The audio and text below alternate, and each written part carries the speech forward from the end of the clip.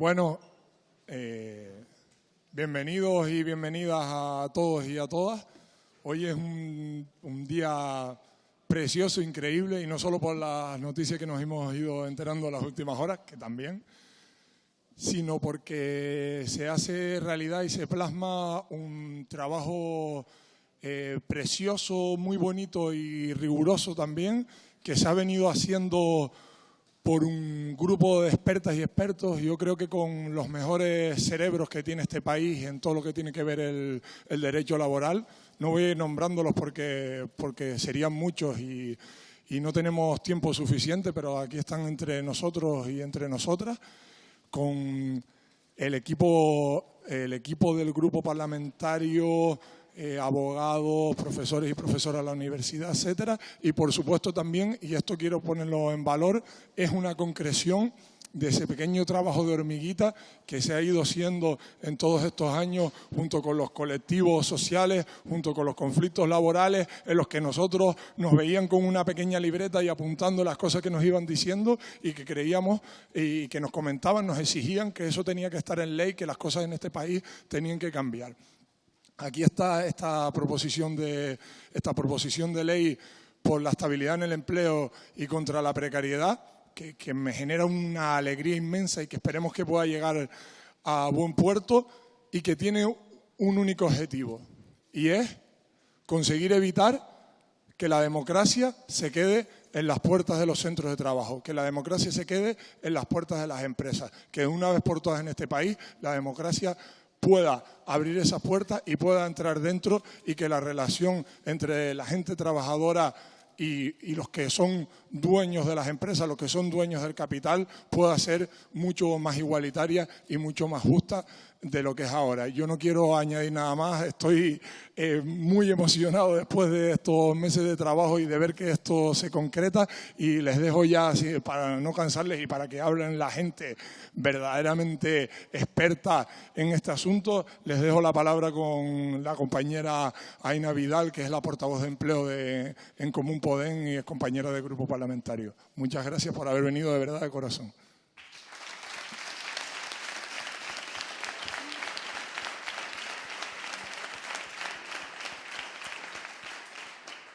Lo decía Alberto, yo creo que hoy es un día bonito porque seguimos apostando en este caso desde el Grupo Confederal, pues por una estrategia de recuperación de todos esos derechos que nos han ido quitando poco a poco y que es imprescindible que podamos recuperar como clase trabajadora. Son muchas las leyes que llevábamos presentadas ya a estas alturas, tanto de salarios como de negociación colectiva, pero era necesario también que pudiéramos aportar en este caso pues nuestro granito hacia la estabilidad y con tal de erradicar la temporalidad. Mirad, yo creo, y estos días precisamente coincidiendo con el orgullo, que un elemento importante a atacar es precisamente el concepto de normalidad. Durante muchos años han destrozado este concepto, aceptando en este caso pues que la normalidad se convirtiera precisamente en la temporalidad y en la precariedad. Esta ley le da la vuelta. Durante muchísimos años nos convencieron con reformas diciéndonos que a ciertos colectivos era aceptable que pudieran pues, comerse ciertas contingencias, en este caso de temporalidad y de precariedad, que eso solo era para momentos concretos, y aquello que nos dijeron que era para un momento excepcional se convirtió en norma, y aquello que nos dijeron que era solo para unos ciertos colectivos terminó siendo para todas. Yo creo que de eso tenemos que sacar muchísimas conclusiones. Creo que esta ley ataja este elemento y que le da la vuelta en este caso y recupera el término normalidad de donde tendría que haber estado siempre. Hay colectivos que han sido avanzadillas, como los jóvenes, y probablemente esta es una ley que a este colectivo, hacia los jóvenes y jóvenes, pues creo que va a ser muy, muy positiva. Hemos tenido gobiernos absolutamente yonkis de la precariedad que han seguido abusando de nosotras y que han destrozado nuestro ordenamiento, y esta ley yo creo que nos devuelve en este caso pues a un punto donde no tendríamos que haber ido nunca, y además trayéndonos a la actualidad, en este caso a 2018, que es donde estamos a día de hoy. Yo sin más le cedo la palabra a mis compañeras y a mis compañeros, porque esta ley ha sido una ley muy participada en la que muchísimos expertos y expertas han trabajado y en la que tenemos pues muchísima confianza en ella. Así que muchas gracias a todos y todas y seguiremos trabajando.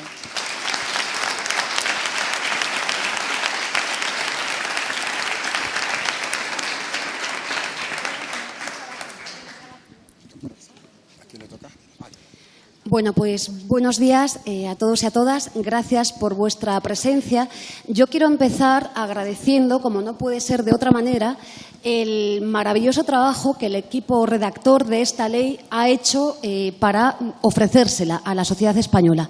Un equipo redactor de profesores y profesoras de lo más granado de la Universidad Española, que en esta ocasión hemos tenido la suerte que fue coordinado por el catedrático, el profesor Antonio Bailos, que está junto a nosotras. Decir que esta ley está coordinada por Antonio Bailos es garantía de éxito, pero con Antonio Bailos, y yo sí quiero nominarlos, está Amparo Merino, está otro catedrático bien querido para los laboralistas y las laboralistas de este país, que es nuestro querido profesor Juan López Gandía, está nuestro querido Joaquín Pérez Rey, nuestra catedrática Amparo Ballester, está nuestro queridísimo hombre de la Inspección de Trabajo y también profesor Héctor Illueca, está nuestra querida profesora Esther Carrizosa y nuestro catedrático, que además es gallego, que es Jaime Cabezas, un especialista justamente en esta materia. Nos faltan mucha gente aquí hoy presente y entre ellas la quiero mencionar a Maravillas Spin, está en Cambridge, no puede estar y está muy apenada por no estar aquí hoy con todas vosotras para formar parte de vuestra lucha por la precariedad. Pero faltan también hombres y mujeres de la economía, Manuel Lago Peñas y, por supuesto, el equipo que lidera Nacho Álvarez. Yo creo que hay que nombrarlos porque ellos y ellas durante 6 meses han hecho posible este trabajo. Y 2 líneas. ¿Qué es lo que estamos haciendo en esta ley? Bueno, cambiamos el paradigma de la explotación en este país.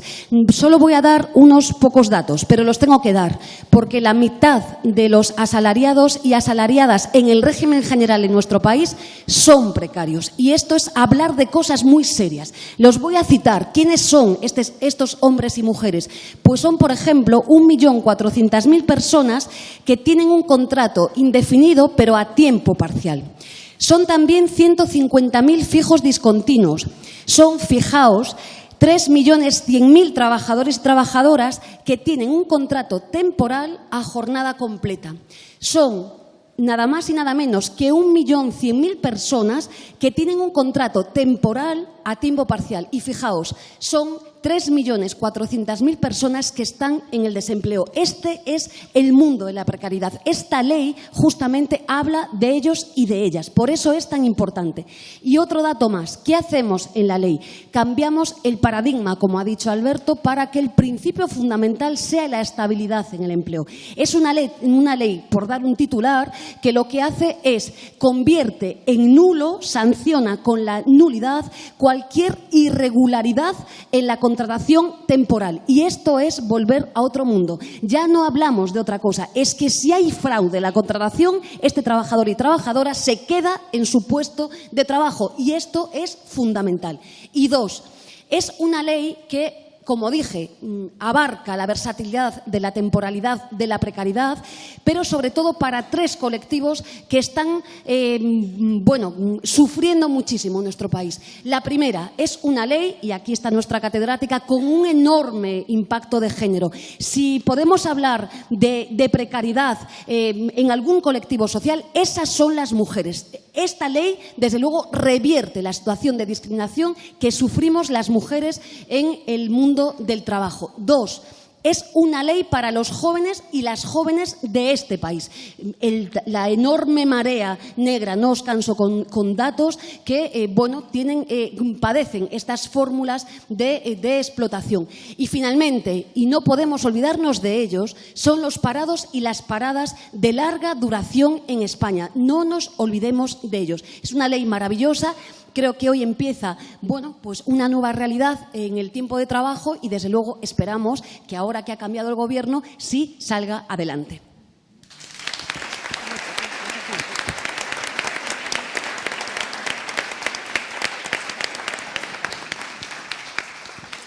Buenos días a todas y todos los presentes.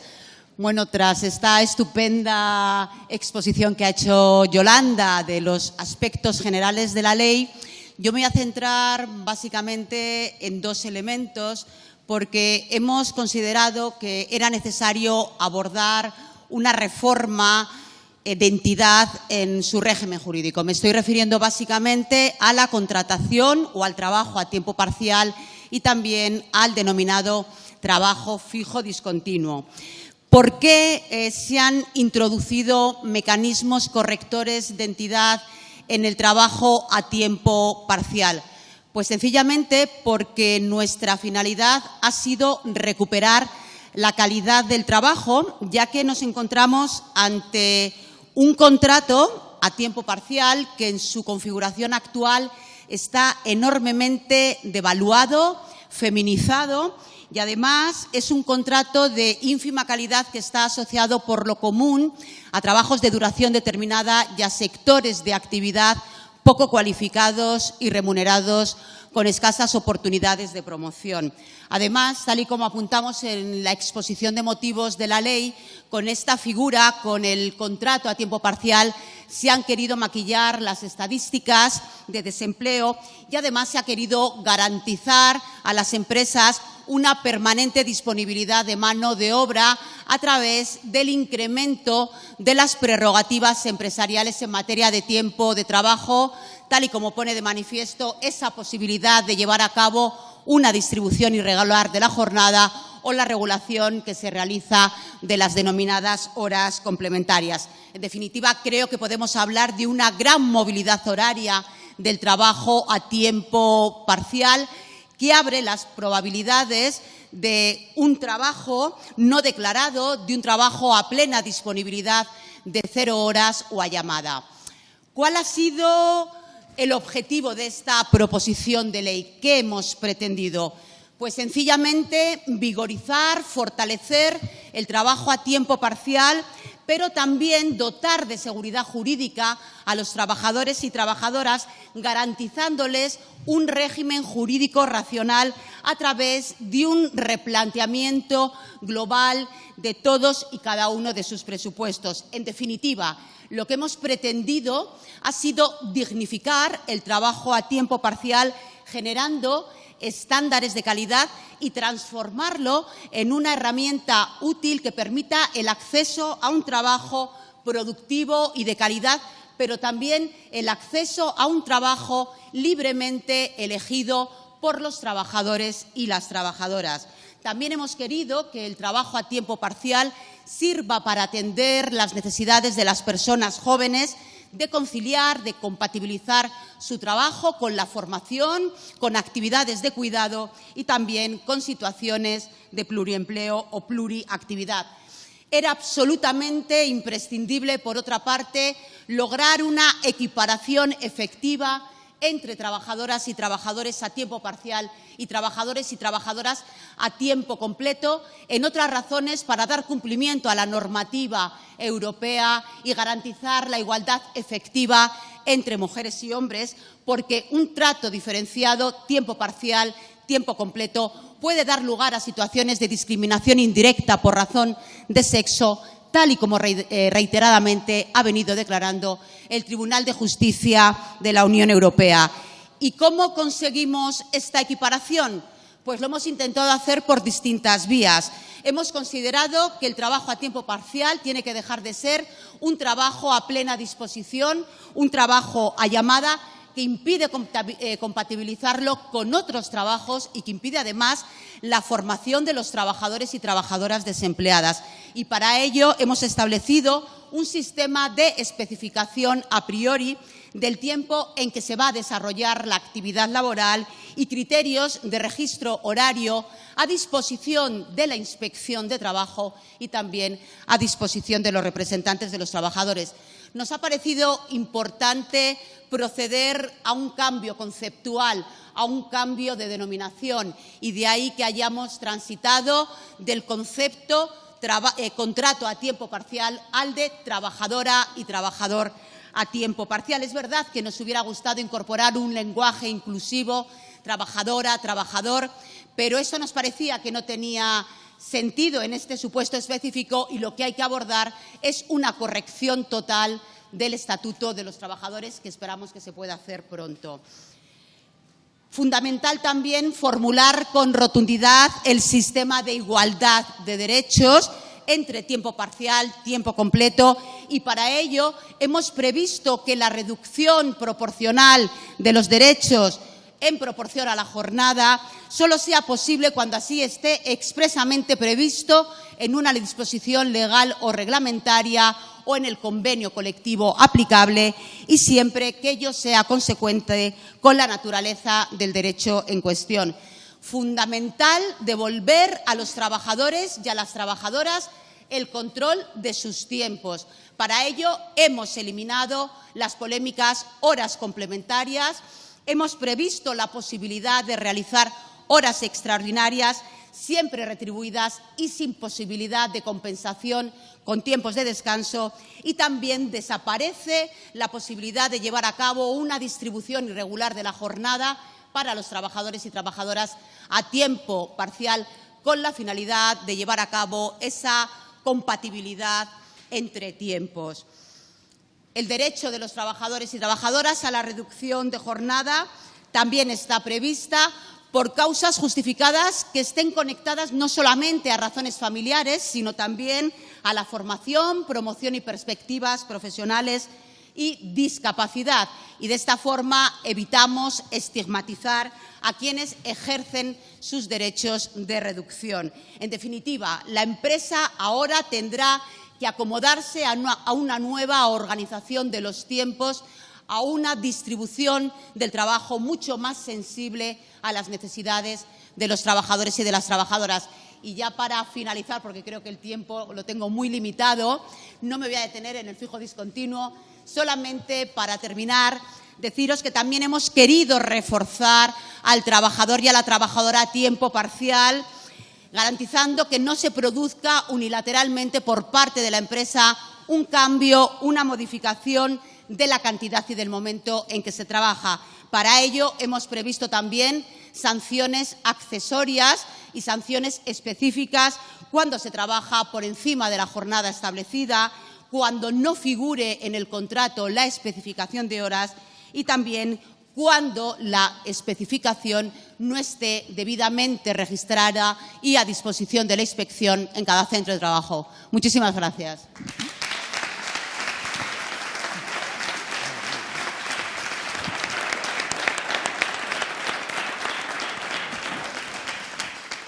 Bueno, buenos días a todos y a todas y agradecer todo el trabajo que se estaba haciendo para la elaboración de esta ley, a todos los técnicos, a todos los profes, a todos los catedráticos y catedráticas, y agradecer también a todos los colectivos sociales que han ido poniendo en la agenda política que es necesario abordar el fenómeno de la precariedad, que han ido articulando conflictos, poniendo encima de la mesa que en este país no solamente hay una realidad, sino que hay una demanda social de que esto tiene que empezar a cambiar.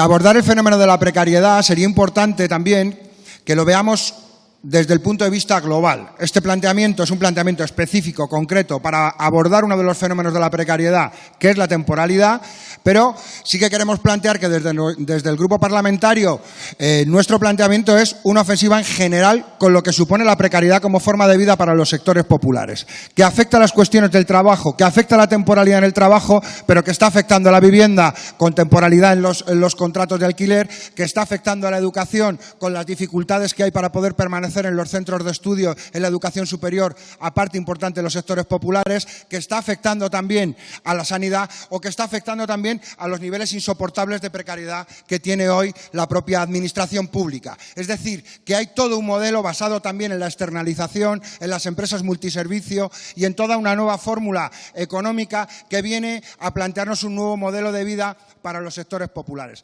Frente a eso, nuestro planteamiento es muy sencillo. Es una sociedad de derechos. Frente a una sociedad precaria, frente a una sociedad que ofrece a la mayoría social la precariedad como forma de vida, el planteamiento alternativo es un proceso de construcción democrática basada en el reconocimiento de los derechos de la gente. Y eso yo creo que es importante que tengamos claro, uno, que aquellos que tienen los conocimientos técnicos los pongan a servicio de ese proceso, y yo creo que esta ley es una expresión de lo mismo, que los grupos parlamentarios como el nuestro pongan sus recursos para sacar adelante iniciativas legislativas alternativas, pero no olvidar que los procesos políticos tienen una necesidad clave de protagonismo popular, de participación de la gente para empujar estas medidas. En los años 30 se reunió Roosevelt con los sindicatos para hablar de un montón de medidas de protección a los trabajadores y Roosevelt le dijo a los sindicalistas: están muy bien todas estas medidas, ahora salgan a la calle y oblíguenme. Bueno, pues yo creo que tenemos que no olvidar que muchas veces las cuentas parlamentarias, cuando no salen, hay que empujarlas y hay que aprender de lo que ha sido la historia reciente de nuestro país. Y la subida del IPC de las pensiones de este año se ha arrancado en las calles y la salida de Pedro Sánchez, de Mariano Rajoy, y la llegada de Pedro Sánchez ha sido empujada también por los sectores populares. Y creo que es importante que no lo olvidemos, porque si alguna vez algún grupo parlamentario tiene dudas de dónde se tiene que poner en caso de que haya un debate político, creo que es importante que no olvidemos que desde la calle hay que empujar y clarificarle las ideas si le surgen dudas. Gracias.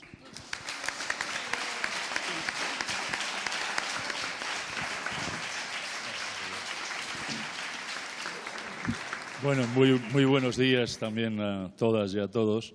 Bueno, yo lo que tengo que decir es que el trabajo colectivo que ha producido al final esta proposición de ley, pues realmente es un trabajo realmente gratificante por parte de todos aquellos que hemos participado en él, ¿no?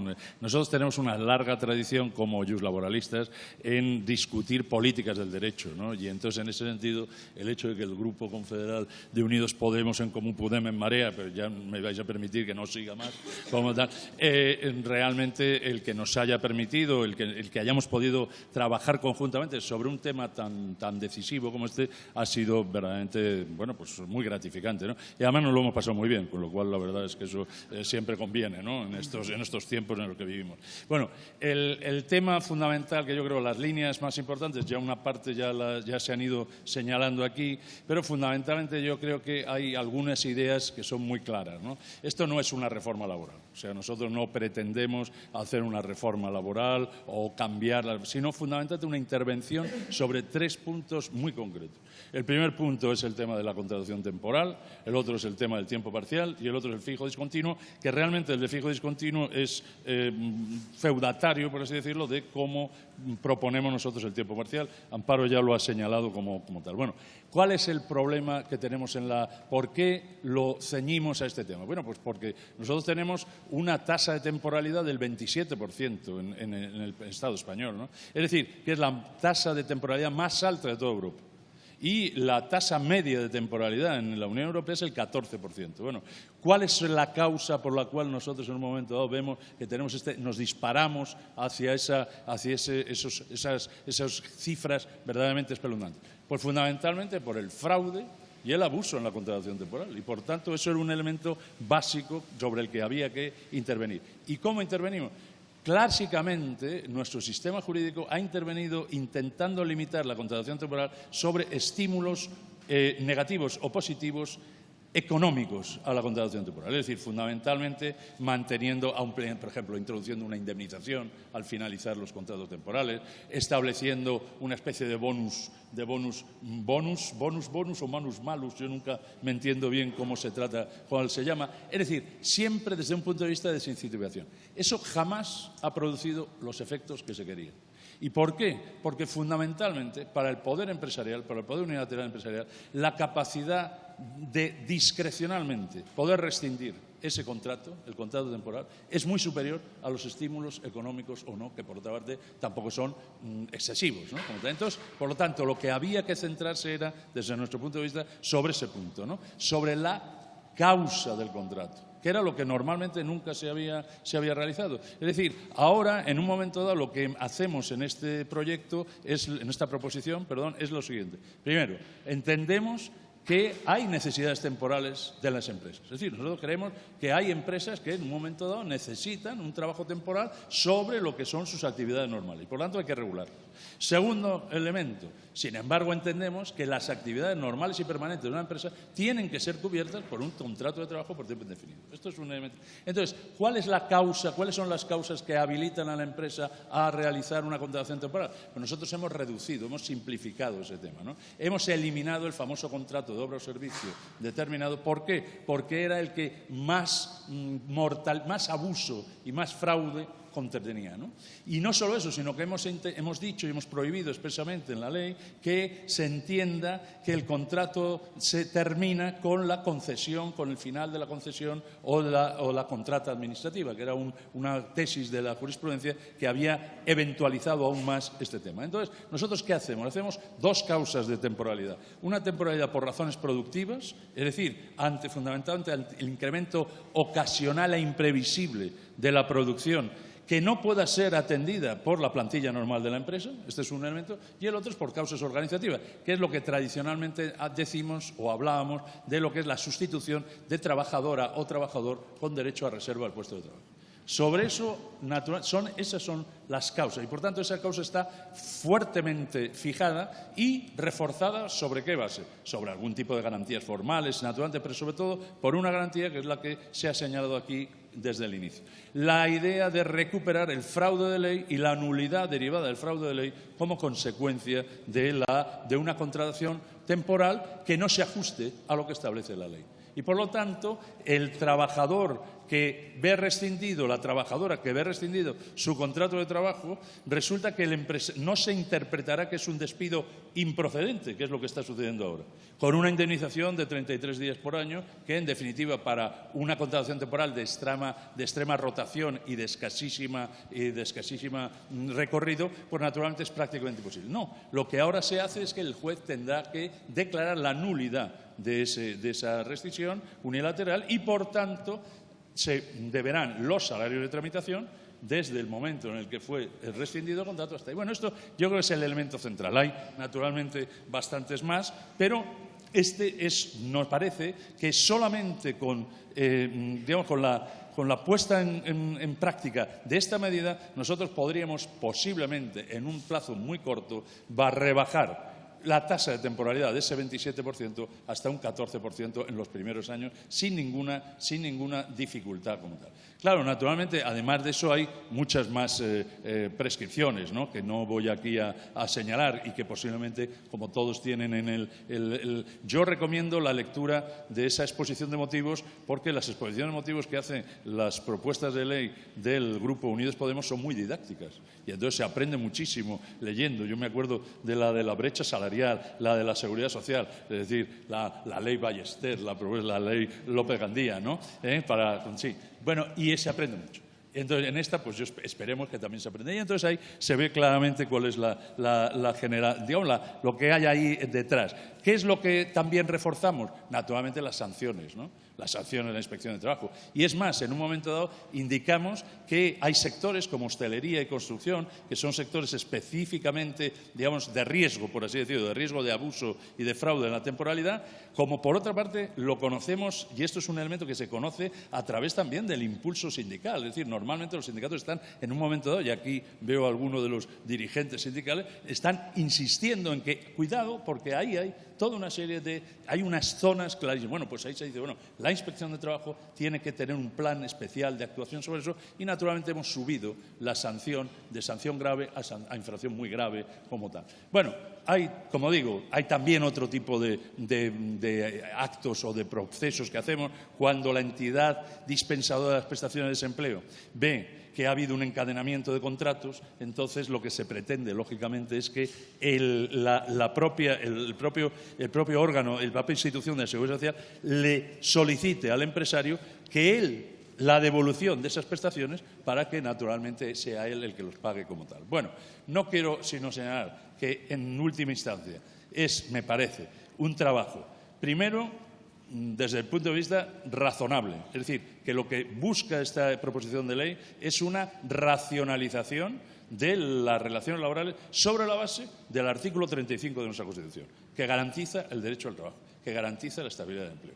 Lo que no se puede permitir, ni se debería haber permitido hasta este momento, es todo un complejo de regulación que evita entrar en el núcleo central, es decir, en garantizar el derecho al trabajo y la igualdad entre los trabajadores a tiempo, trabajadores estables y los trabajadores precarios como tal.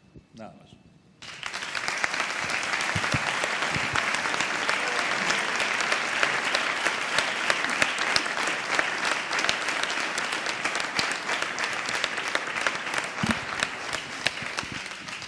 Se oye, ¿verdad?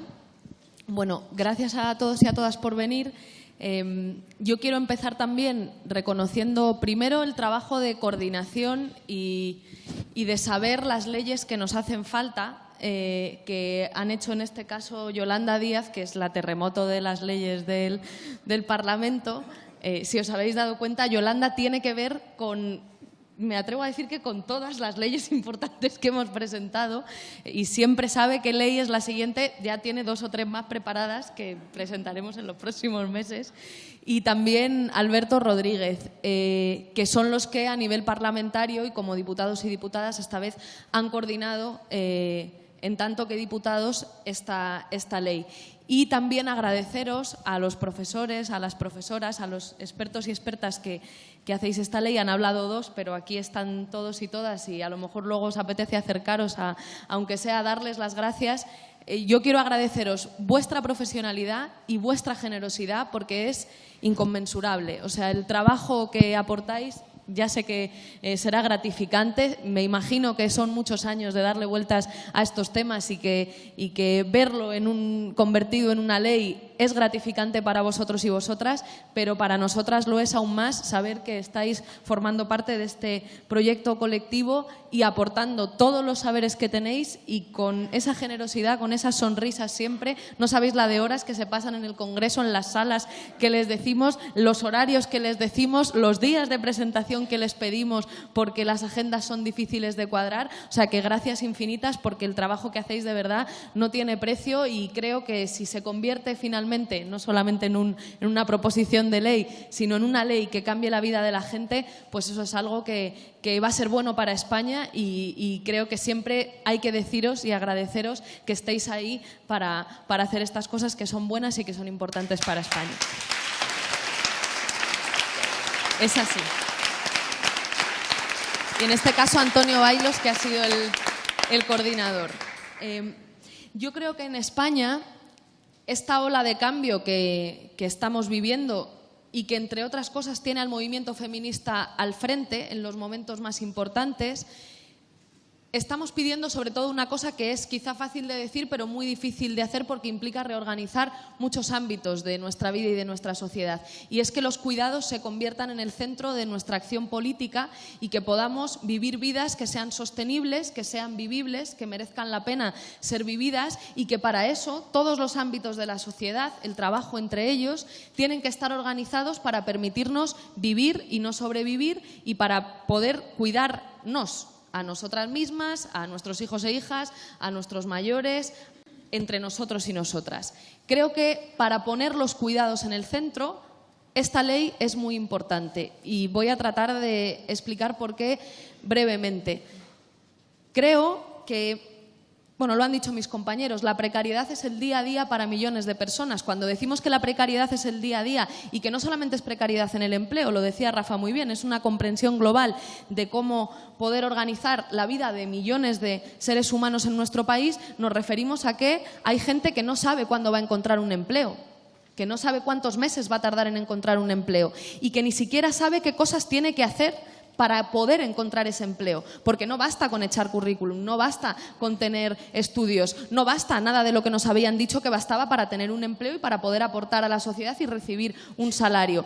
Que no sabemos no solamente cuándo vamos a encontrar un empleo, sino cuando lo encontramos, cuándo vamos a perderlo. O a veces lo sabemos, pero la respuesta es peor casi que tener la incertidumbre, porque es dentro de un mes o dentro de 2 meses. Además, con mucha incapacidad de los trabajadores y trabajadoras para poder defenderse de los abusos laborales. Pero es que tampoco sabemos cuánto vamos a cobrar y sabemos que además se cobra muy poco.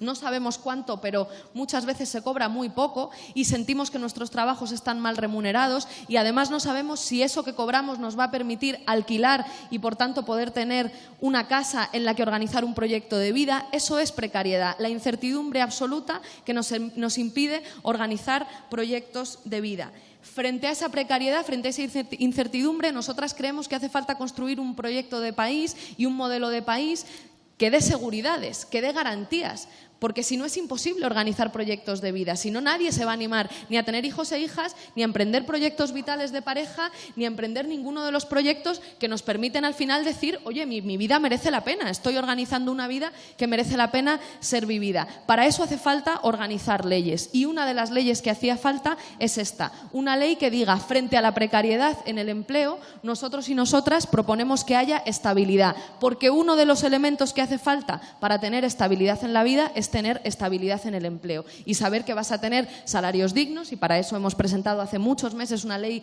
de subida del salario mínimo interprofesional que está durmiendo el sueño de los justos porque hay formaciones políticas en el Congreso de los Diputados que quieren tenerla parada. Y esto es así, porque esa ley lleva y se podría haber tramitado ya hace muchos meses, y hace falta también abordar las cuestiones que han ido planteando mis compañeros y compañeras al respecto de la temporalidad en el empleo, de los contratos a tiempo parcial y de los abusos que actualmente existen y los fraudes en el tipo de contratación que se hace. Por eso creo que esta es una ley feminista, porque dar estabilidad en el empleo y dar estabilidad al trabajo nos va a permitir ayudar a que sea posible vivir y no solamente sobrevivir. No me detengo en las cosas que han explicado al respecto de en qué se concreta esto, pero se concreta en cosas que afectan diariamente a la vida de la gente y que tienen que ver con los contratos a tiempo parcial, con los contratos con los contratos temporales, es decir, con que al final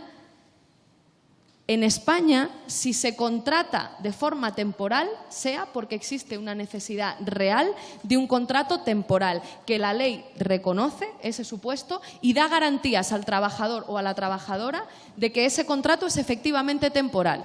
Que no se pueda trocear un trabajo indefinido en muchos trabajos temporales para precarizarle la vida a la gente, para hacerle más difícil a la gente acceder a sus derechos laborales o reclamarlos cuando son vulnerados y, sobre todo, abaratar los costes que tiene pues tener trabajadores y trabajadoras a tiempo indefinido que normalmente se organizan más fácilmente, que además tienen más derechos asociados y que además, como tienen más estabilidad, pues se pueden animar más a pelear otros derechos y el reconocimiento de mayores derechos. La clave es que cuando haya un trabajo temporal en España no sea porque hay alguien que, abusando de la ley, ha troceado un trabajo indefinido en muchos trabajos temporales, sino que realmente existe una razón para tener un trabajo temporal y, por tanto, entonces pues se puede llevar a cabo. Creo que esa es al menos una de las claves de esta ley, que no pretende abarcarlo todo, pero sí algunas cosas de las que son fundamentales para atajar las condiciones de precariedad.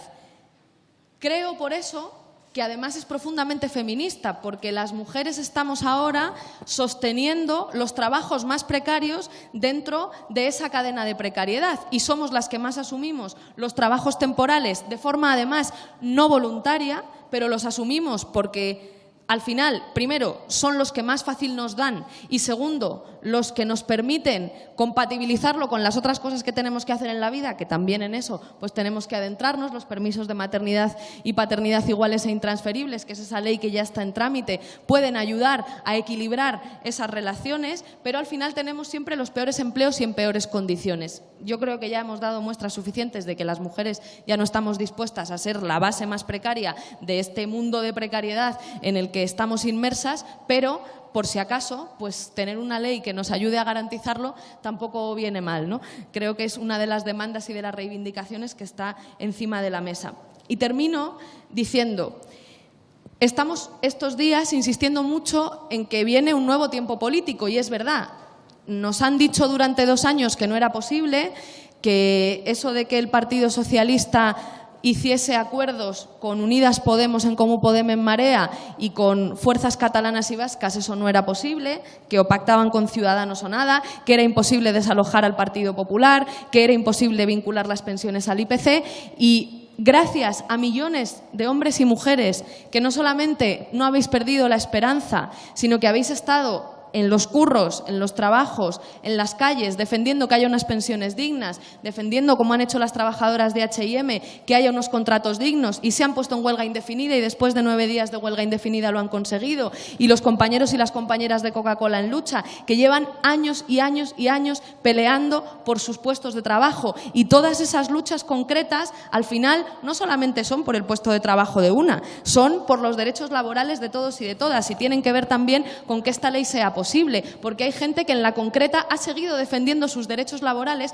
a pesar de que le decían que con estas leyes ya no era posible, que ya vivimos en un mundo en el que es imposible imaginar que existan derechos laborales y garantía de derechos laborales para la gente. Bueno, pues finalmente, no finalmente, porque todavía queda mucho por conseguir, pero después de 2 años de decirnos muchas veces que no se podía, de repente en muy poquitos meses no se podían subir las pensiones, pero ha aparecido el dinero para las pensiones. No podía haber un cambio de gobierno en este país, pero hemos echado al Partido Popular y ahora hay un gobierno que es resultado de esa ola que no ha perdido la esperanza y que ha dicho, me vas a decir 130 veces al día en la televisión que no se puede, pero yo sé que sí se puede y lo voy a pelear. Bueno, pues igual creo que va a pasar con esto. Una de las cosas que nos van a decir con esta ley es que esta ley no se va a poder aplicar, que esta ley no se puede, que esta ley es muy difícil de aplicar porque dificulta mucho a los empresarios hacer su trabajo, que esta ley es muy difícil, se va a poner todo el mundo de uñas y todo va a ser imposible. Bueno, pues frente a su no se puede, yo creo que va a haber que recordarles que claro que se puede, se ha podido en otros momentos, así que también se puede ahora y sobre todo se puede si estamos convencidas de que queremos construir vidas que sean vivibles y para eso es necesario cambiar la incertidumbre que existe ahora por certezas y por seguridades que nos tienen que dar las leyes de este país. Y eso lo vamos a conseguir peleando juntos y juntas. Creo que esa España de cambio es la que tiene que informar la acción del Gobierno. Yo creo que este Gobierno, aunque a veces quiera equivocarse, va a tenerlo muy difícil, porque si se equivoca de lado, va a haber muchos millones de españoles y españolas diciéndole que no están en la Moncloa porque le hayan votado unos cuantos diputados o diputadas, que están en la Moncloa porque hay millones de personas en España que quieren cambio y si no lo trae este Gobierno, pelearán por un Gobierno que sí traiga las propuestas de cambio que necesita España y, por tanto, insistir, gracias por esta ley, es un trocito del proceso de cambio, pero es un trocito del proceso de cambio, parece poco, pero yo creo que es mucho y gracias de verdad por la generosidad que habéis tenido al trabajar en esta ley, gracias a los colectivos que día a día peleáis vuestros puestos de trabajo y peleáis la lucha sindical y peleáis que hoy sea posible también hacer leyes que garanticen derechos laborales y vamos a por ello, que hay que presentar esta ley y ojalá que la aprobemos pronto. Muchas gracias.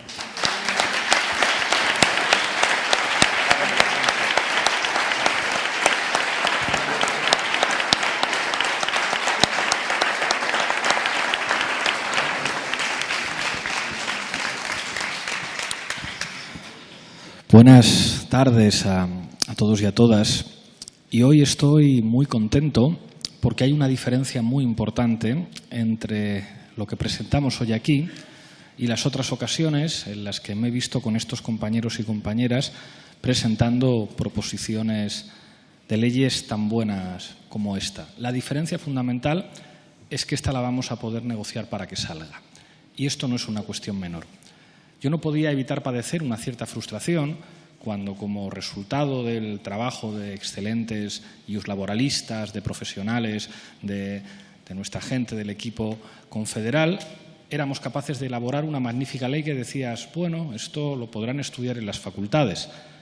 Ahora han cambiado algunas cosas y tenemos una fuerza parlamentaria suficiente para que todo este trabajo se pueda convertir en derecho aplicable en España. Eso hace, hablaba antes Irene del trabajo de Yolanda, hace del trabajo de Yolanda algo todavía más valioso. La agenda de trabajo de Yolanda no es propia de una diputada, es propia de una ministra. Ella sola ha sabido rodearse, el trabajo de una persona que trabaja bien es que es capaz de rodearse de los mejores y de las mejores para, bueno, que hayamos demostrado nuestra capacidad legislativa que en estos momentos se va a convertir en capacidad de gobierno. Porque una de las consecuencias de que tengamos un gobierno sostenido por 84 diputados es que ningún gobierno puede estar sostenido por 84 diputados y que, por lo tanto, en España lo que hay es un gobierno legislativo. En España, por fin, hay separación de poderes. En España, por fin, legisla el Parlamento. En España, cada decreto del Gobierno tiene que ser convalidado por el Parlamento y, por lo tanto, se tiene que someter a los representantes de la soberanía popular y, por lo tanto, podemos decir que estamos empezando a gobernar desde el Parlamento. Con la ley de permisos de maternidad y paternidad remunerados al 100% e iguales e intransferibles, y también con esta proposición de ley por la estabilidad del empleo. Esta ley que vamos a convertir en derecho aplicable en España responde al que es el principal problema de nuestro país y el principal problema de los países de nuestro entorno, el problema de la seguridad. La seguridad es el mayor problema de los sistemas políticos en Europa. ¿Con qué tiene que ver el problema de la seguridad? ¿Con los flujos migratorios? ¿Con el gasto militar? ¿Con el gasto policial? No. El problema de la seguridad tiene que ver con el derecho del trabajo, con las condiciones en el empleo y con la calidad de los servicios públicos. ¿Qué es lo que hace que un ciudadano sienta su seguridad amenazada? Pues cuando no llega a fin de mes, cuando no sabe si va a tener una pensión, cuando no hay una ley de dependencia que le garantiza que puede cuidar a sus familiares, cuando no sabe si sus hijos van a poder ir a una escuela pública y recibir una educación de calidad, cuando duda si va a ser atendido por los mejores profesionales sanitarios. Ese es el problema fundamental de la seguridad. Y el vector de cohesión de la seguridad de una sociedad se llama condiciones de trabajo. El fundamento último de la estabilidad y del éxito político de la Unión Europea era básicamente un pacto que consistía en que si uno tenía trabajo, uno tenía garantizada una vivienda digna, uno tenía garantizada una pensión y uno garantizaba con sus cotizaciones y con sus impuestos que en el país iban a existir servicios públicos de calidad. El trabajo es la base constitutiva de los estados del bienestar y solamente hay estado del bienestar si el trabajo se realiza en condiciones dignas. Por lo tanto, con esta ley contribuimos a una agenda de gobierno que asume ofrecer seguridad frente a la inseguridad del neoliberalismo y que asume ofrecer orden frente al desorden de las políticas de gobernanza neoliberal patrocinadas por Europa y que han llevado a nuestro continente al desastre. Y esto no es opinable. ¿A qué responde básicamente el bloque de países del este que están apostando por la xenofobia y por el fascismo? ¿A qué responde Matteo Salvini? Al fracaso de las políticas que han llevado a muchos países europeos a situaciones de desorden y de falta de seguridad. En el Congreso de los Diputados pude recordar al presidente hace 2 días el nombre de algunos países europeos, países como Italia, países como Austria, países como Francia, países que comparten 2 características. Una, que la extrema derecha o gobierna o es primera fuerza de oposición. 2, el colapso de las fuerzas políticas socialdemócratas. Porque cuando las fuerzas políticas socialdemócratas dejaron de preocuparse por los derechos sociales, por las condiciones de calidad del empleo y por los servicios públicos, colapsaron. Y le recordé al presidente del Gobierno que los únicos 2 países donde los partidos socialdemócratas gozan de cierta salud son el Reino Unido, con Jeremy Corbyn al frente del Labour Party, y Portugal, donde su Gobierno ha mirado a la izquierda. Si el Partido Socialista está dispuesto a construir una agenda de gobierno legislativa con nosotros, nuestro país podrá responder al mayor desafío de nuestras sociedades, el desafío del desorden y el desafío de la inseguridad. Y eso se combate con políticas sociales, con calidad en los servicios públicos, con un sistema de pensiones asegurados y con políticas feministas. El feminismo está representando en nuestras sociedades lo mejor de la tradición de los movimientos obreros. El feminismo es la vanguardia de los derechos sociales. No es casual que fuerzas políticas como Ciudadanos y como el Partido Popular estuvieran tan incómodos ante lo que representó el desafío en forma de huelga feminista el pasado 8 de marzo. Ese es el desafío fundamental que tenemos y hoy estoy muy contento porque ahora tenemos la fuerza parlamentaria suficiente para convertir esa fuerza parlamentaria en gobierno parlamentario. Algunos datos para que entendamos lo que significa la inseguridad en España. Inseguridad en España es que de los 15,7 millones de asalariados que había de media en España en 2017, el 27% de esos 15,7 millones tenía un contrato temporal, cuando la media de la Unión Europea es del 14%. Es decir, somos uno de los países más inseguros de Europa. De los casi 20 millones de contratos que se firmaron a lo largo de 2017, el 90% era un contrato temporal. Esto se llama inseguridad y desorden. La situación es especialmente grave si hablamos de la seguridad de los jóvenes. Solo el 1,3% de los nuevos contratos son indefinidos y para menores de 25 años. Casi 2 de cada 3 asalariados jóvenes tienen un contrato temporal y la inseguridad todavía es mayor para las mujeres. Solo el 4,3% de todos los contratos son indefinidos y firmados por mujeres. La situación aún es peor en términos de inseguridad si hablamos de las mujeres jóvenes. Solo el 0,6% de los contratos firmados en el mes de enero de este año son contratos indefinidos firmados por mujeres menores de 25 años. La precariedad laboral también se ve reflejada en una caída continua en la duración media de los contratos y en la elevada rotación en el puesto de trabajo. Mientras que la duración media de un contrato en diciembre de 2007 era de 79 días, en diciembre del año pasado fue de 43 días. Los contratos de 7 días suponían el 15% total de los contratos en 2007. Hoy, los contratos de 7 días representan más del 26% de los contratos que se producen. Esto tiene un nombre: inseguridad.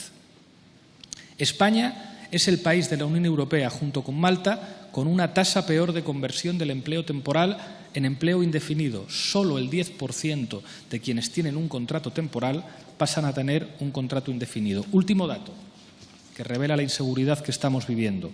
Una persona trabajadora con contrato temporal cobra de media 8.139 euros al año menos que una persona con contrato indefinido. Esta brecha salarial del 33% está directamente relacionada con el gran obstáculo que supone la temporalidad para el ejercicio de los derechos laborales y los derechos sindicales. Frente a este desorden, frente a la inseguridad, presentamos una ley como esta. No me extiendo en las medidas porque la han explicado al detalle mis compañeros. Se reafirma una cuestión que es de puro sentido común. Hombre, la presunción de que todo contrato a priori es indefinido.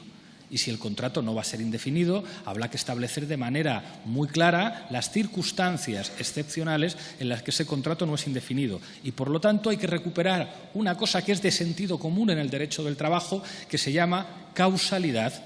Eliminación de la mayoría de las causas de contratación temporal. Solo se podrá celebrar un contrato temporal de trabajo de duración determinada por estrictas razones de carácter productivo y organizativo. Y en el caso de la contratación de duración temporal por causas organizativas, el límite será de 6 meses. Lo que está planteando esta ley es de puro sentido común. Se establece, para evitar la contratación de contratos temporales, la concatenación de contratos temporales por la misma persona o por una persona distinta, se introduce la cláusula anticoncatenación, que es otra cosa muy sensata. Esto lo vamos a poder convertir en ley. Y convertir esto en ley va a significar no que nosotros tengamos mucho poder, sino que los trabajadores y trabajadoras en España se empoderen. Decía al principio de su intervención Alberto que esto tiene que ver con la democracia. Del mismo modo que una huelga general es la máxima expresión de la lucha democrática de los trabajadores, no hay democracia si no hay empoderamiento de la clase trabajadora en un país. El empoderamiento de la clase trabajadora es algo tan sencillo como la definición de la democracia: repartir el poder. Quien dice que un trabajador individualmente tiene que negociar individualmente con el jefe de una multinacional es básicamente quien defiende las dictaduras.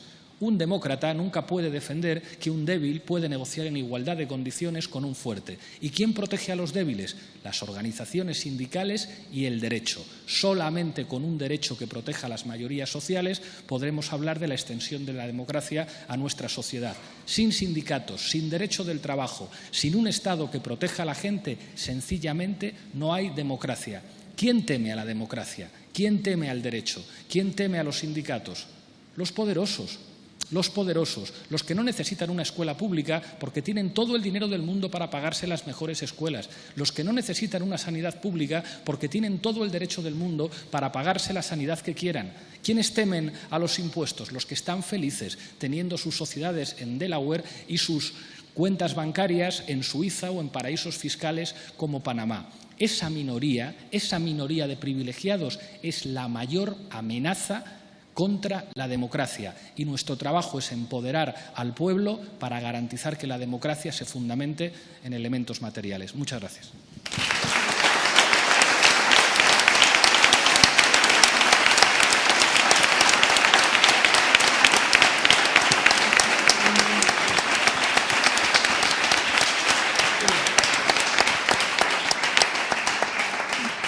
Bueno, nos sobró un poquito de tiempo y tenemos margen para, si quieren hacer alguien del público, los colectivos que hay, organizaciones sindicales y demás.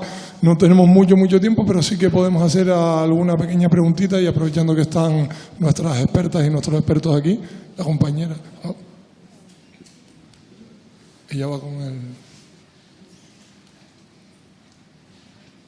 Sí. Buenos días a todos. Yo represento al colectivo del taxi, que Rafa sabe.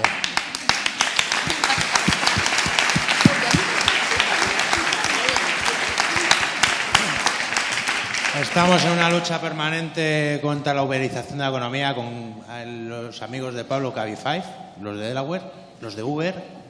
Y a mí, bueno, pues me parece bien, la reforma laboral es necesaria, aunque no lo llaméis reforma laboral.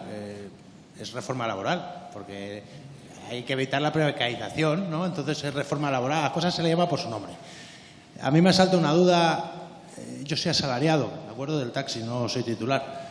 A mí me salta una duda que me preocupa desde hace mucho tiempo, que ningún gobierno, ni los gobiernos de izquierda, los de derechas por supuesto no, pero los de izquierdas, que parecerá una tontería, pero a mí me preocupa mucho, a todos los asalariados.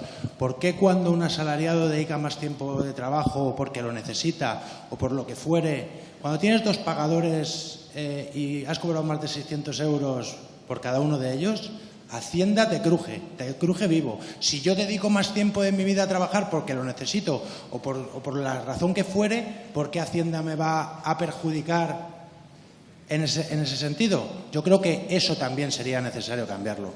Y bueno, pues desde aquí toda la fuerza del colectivo del taxi, llevamos 2 años a muerte en las calles y vamos a seguir el tiempo que sea necesario hasta echar a estas empresas. También recuerdo a los chicos de Globo, a los chicos que van en bici, a todas las empresas estas extractivas que lo único que hacen es aprovecharse de las necesidades de la gente, contratando inmigrantes que no tienen papeles, explotándoles. Tenemos que tener conciencia de lo que está ocurriendo en España. Si no ponemos coto a esto, nos vamos a convertir en lo peor de lo peor de lo peor. Gracias.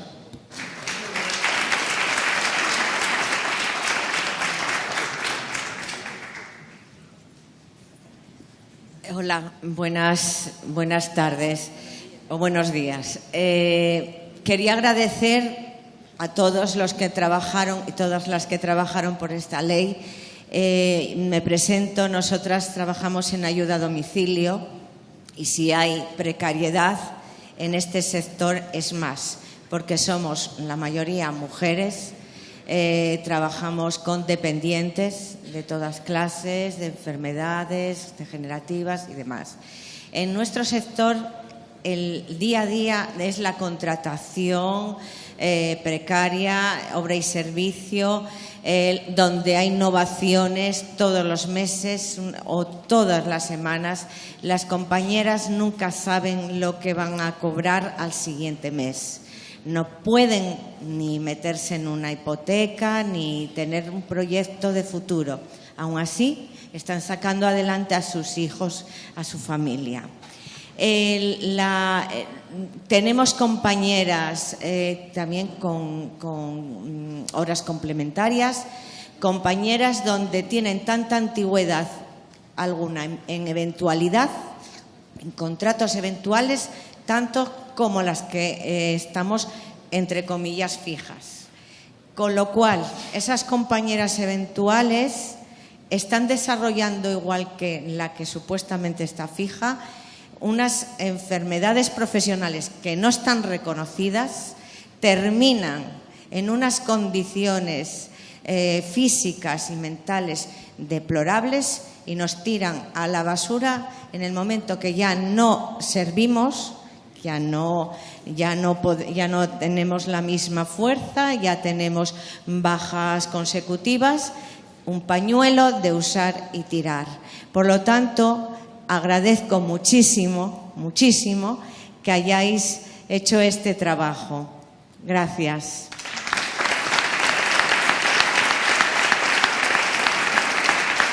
Buenos días. Soy Sara, del sindicato Uso. En primer lugar, os quiero agradecer que, aunque sea parcial la reforma, se ataje y se empiece a trabajar un poco la lucha contra la precariedad que está instaurada estructuralmente en nuestras relaciones laborales. Habéis hablado del fraude de ley en las empresas. Sí que me gustaría saber cómo vais a atajar la temporalidad de la Administración. Somos el país con mayor tasa de temporalidad en la Administración. Si hablamos de seguridad, servicios públicos y democracia, es importante que el personal sanitario, personal docente, juzgados, etcétera, tengan un poco de seguridad, haya una tasa de reposición y realmente haya más estabilidad en el empleo. Y luego, hablando de tantos colectivos, que con las compañeras que han hablado ahora del tema de cuidado, que están en este tema tan irregular, hay un sector que está sin regularizar, que ha convertido a los trabajadores ITT en trabajadores de calidad, que son los multiservicios, y que es un ámbito que es muy potente, que es emergente y que nadie, parece que todo el mundo se tapa la nariz y nadie entra a cerrarlo. Entonces, yo sí que os pediría, Yolanda, sé que tienes una agenda muy amplia, pero que hubiera una proposición seria y real sobre este sector, que realmente sé que es una bolsa total de desregulación de las relaciones laborales y que es importante atajar. Muchas gracias.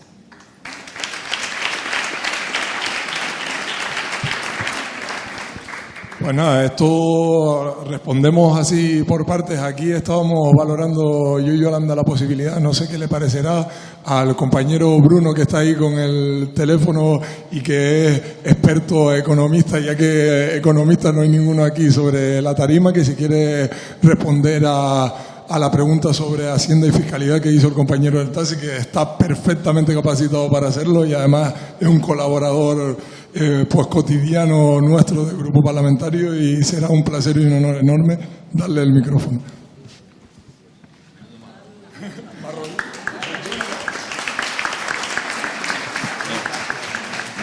Esto no estaba preparado, con lo cual... Sí. No, yo con el tema de los impuestos siempre utilizo una expresión que yo la escuché, la leí en el debate anglosajón sobre el tema fiscal y que a mí me parece... Y la gente de derecha se pone muy nerviosa cuando se lo dices. Le dices, los impuestos nos hacen libres.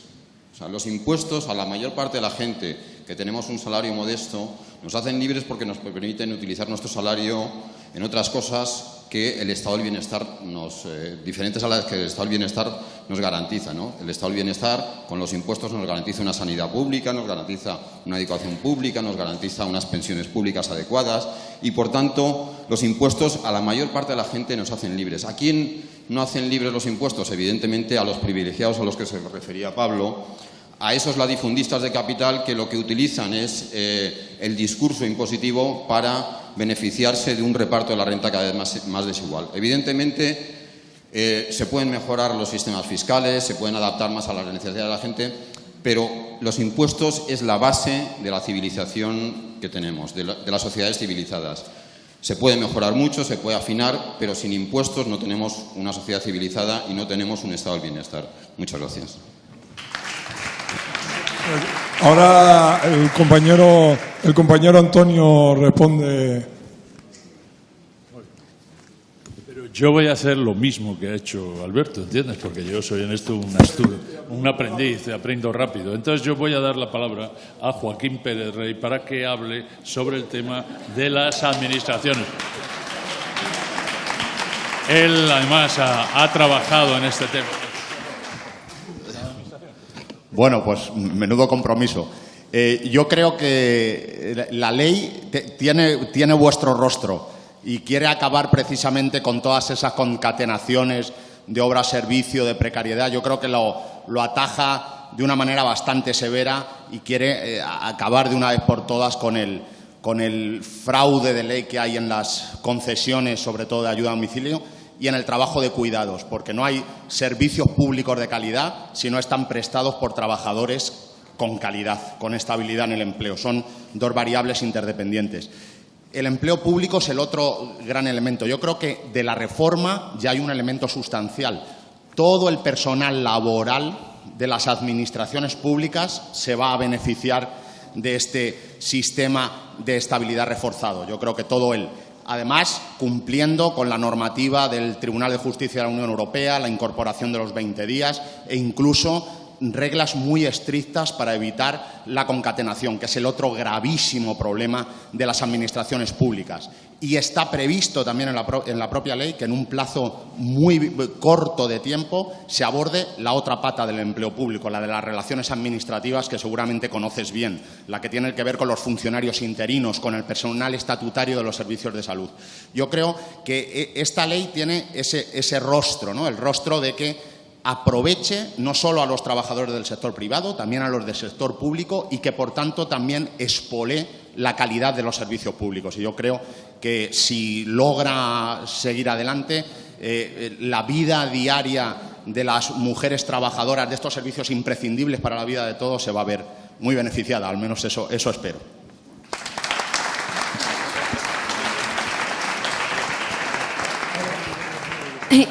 Sí, para dar un poco también respuesta a la compañera del reclamo al empleo público y a la compañera de la ayuda a domicilio, que son cosas no exactamente lo mismo, pero sí quiero ya adelantarlo.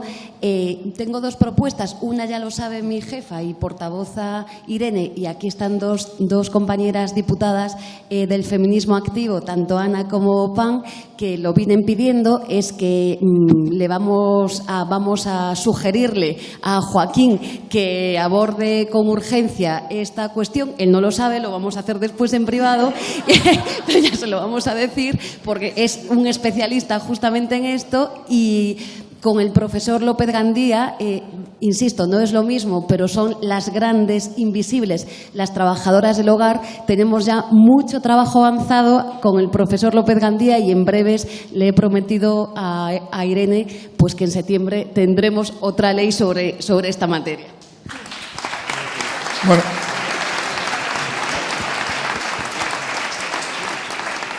yo responder a lo que comentaba y preguntaba la compañera multiservicio. Yo creo que el día de hoy esta ley y la presentación que estamos haciendo creo que es fruto de un aprendizaje en todo este tiempo, de ver cómo hemos ido haciendo un trabajo legislativo y en muchos casos no se conoce. Creo que hoy el objetivo está conseguido con creces, se está poniendo en valor el trabajo tremendo que han hecho los compañeros y las compañeras, como ya dije antes, las mentes más brillantes de este país en este tema. Creo que se está conociendo por parte de los colectivos y por parte de las organizaciones sindicales y por parte de los medios de comunicación, pero como ya digo, es un aprendizaje que hemos ido por el camino tropezándonos con piedras, porque durante estos 2 años de legislatura hemos presentado iniciativas que quizás no son tan conocidas y es la que te voy a comentar un poco por encima. Con todo lo que tiene que ver con multiservicio ya hemos trabajado. Ahora mismo lo separaría en 2 grandes vectores. Por un lado, lo que tiene que ver la modificación con el artículo 42, y ahí tenemos compromiso con colectivos, en concreto con las Kellys, que yo creo que es el colectivo más beligerante ahí, con un horizonte, con una meta clara, ¿no? Que es prohibir o impedir de facto la externalización de las actividades principales de las empresas. Es una barbaridad que la actividad, ellas lo sufren evidentemente, si lo que hacen las Kelly, si lo que hacen las camareras de piso no es la actividad principal de un hotel, pues no sé yo qué será la actividad principal de un hotel. Eso será el agua de la piscina lo que es la actividad principal, pero nosotros creo que tenemos bien claro que la actividad principal es la que hacen ellas, y como pasa en ese sector, pasa en muchísimos otros, y eso se está externalizando de manera salvaje y es una absoluta barbaridad. Eso por un lado. Eso por desgracia está en el Parlamento, pues ya saben que muchas veces las instituciones son unos mastodontes burocráticos en el que, de aquel famoso dicho, ¿no?, de las cosas de palacio van despacio. Pues por desgracia es verdad, ¿no? Esto con lo que tiene que ver con el artículo 42 y las enmiendas que hemos metido en el debate y los que estamos comprometidos a meter y a profundizar. Y después, por otro lado, con una proposición de ley del grupo parlamentario que presentamos ya hace 1 año y algo, si no me equivoco, que tiene que ver con la negociación colectiva. No voy a cansar No voy a cansarles explicando todo lo que tuvo que ver con modificaciones sustanciales, con descuelgues de convenio y demás, porque yo creo que el eje central y que ataca al corazón de la reforma laboral es volver a la prevalencia de los convenios de sector y de los convenios estatales sobre los convenios de empresa, porque si esas son las dos vías que están usando los sinvergüenzas con mucho poder y con mucho dinero, que ya comentaban por aquí los compañeros, no voy a dar nombres, pero que están detrás y que se sientan en palcos de estadios de fútbol bastante famosos también, que están detrás de muchas de estas empresas multiservicios que están usando tanto la externalización de la actividad principal como la prevalencia de los convenios de empresas sobre los demás, y entonces junta al primo y a la cuñada en una mesa y dice, bueno, pues ustedes ahora son la representación sindical, aquí firmamos un convenio con las condiciones de te pago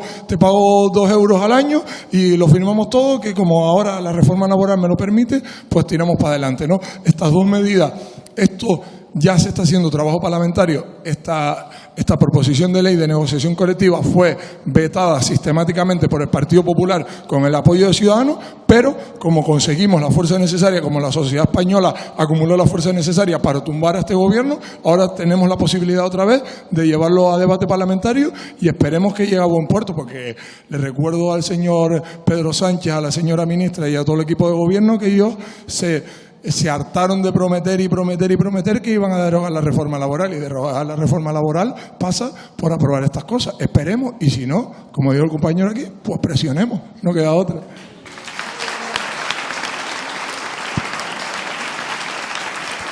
Y bueno, me hacen el gesto de la persona que más manda en la sala, que siempre son las de producción, que es la que nos corta los tiempos de intervención y los actos, y me dice que se nos acaba el tiempo, que hasta aquí llegamos. Muchísimas gracias de verdad a todos y a todas por haber venido, a haber hecho el esfuerzo, y muchísimas gracias de nuevo al equipo de los mejores cerebros laborales de este país por ayudarnos.